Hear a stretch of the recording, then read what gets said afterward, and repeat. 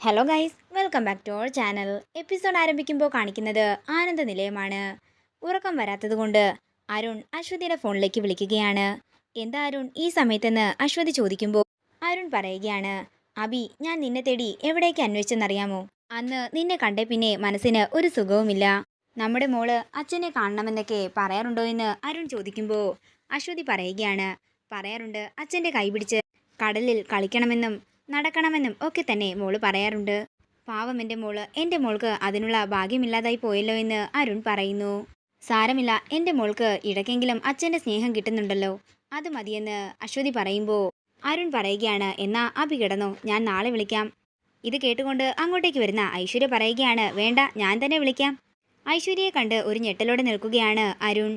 തുടർന്ന് ഐശ്വര്യ മുറിയിലേക്ക് കയറി വരുമ്പോൾ അരുൺ തൻ്റെ ഫോൺ പുറകിലേക്കാക്കി പിടിക്കുകയാണ്. മര്യാദയ്ക്ക് ആ ഫോണിങ് തന്നെ.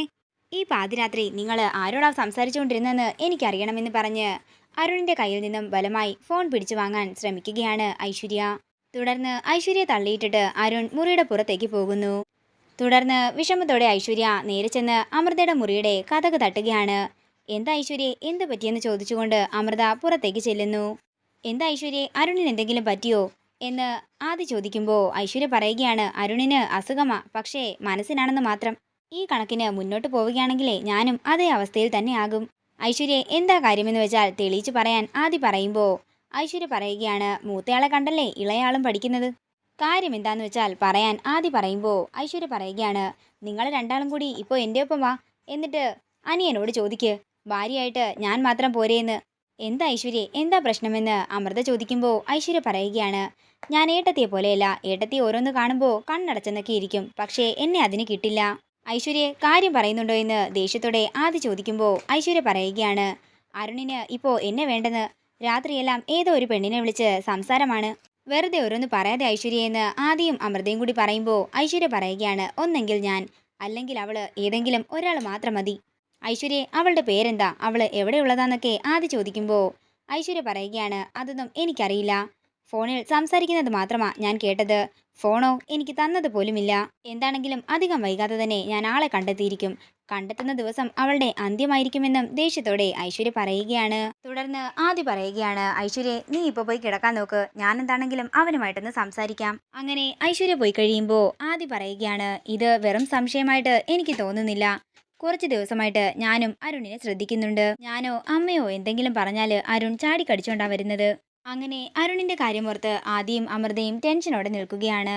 നേരം പുലർച്ചെയാകുന്നു. പിന്നീട് കാണിക്കുന്നത് ശ്യാമയുടെ വീടാണ്. പത്രം വായിച്ചുകൊണ്ടിരിക്കുന്ന വാസുദേവൻ ആ വാർത്ത കണ്ട് ഒരു ഞെട്ടലോടെ നിൽക്കുകയാണ്.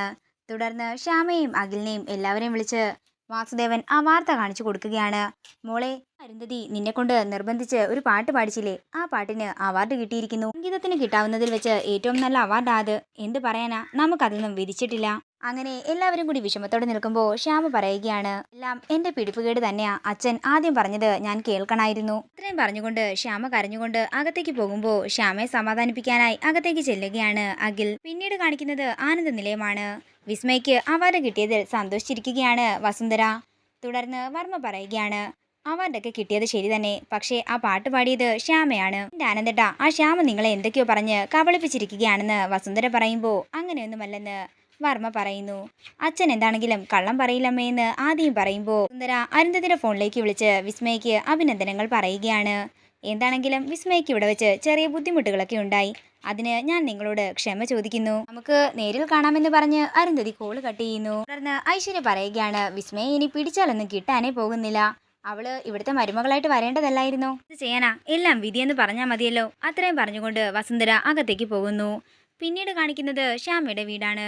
വിഷമത്തോടെ താൻ വിസ്മയ്ക്ക് വേണ്ടി പാട്ടുപാടിയ കാര്യമെല്ലാം ആലോചിച്ചുകൊണ്ടിരിക്കുകയാണ് ശ്യാമ. സമയം കയ്യിലൊരു പൂച്ചെണ്ടുമായിട്ട് അങ്ങോട്ടേക്ക് വിസ്മയ വരുന്നു. തുടർന്ന് വിസ്മയ ശ്യാമയെ കണ്ടിട്ട് മനസ്സിൽ പറയുകയാണ്, കണ്ടില്ലേ അവള് എല്ലാം നഷ്ടപ്പെട്ട പോലെ ഇരിക്കുന്നത്, കാണാൻ തന്നെ എന്ത് രസമാ.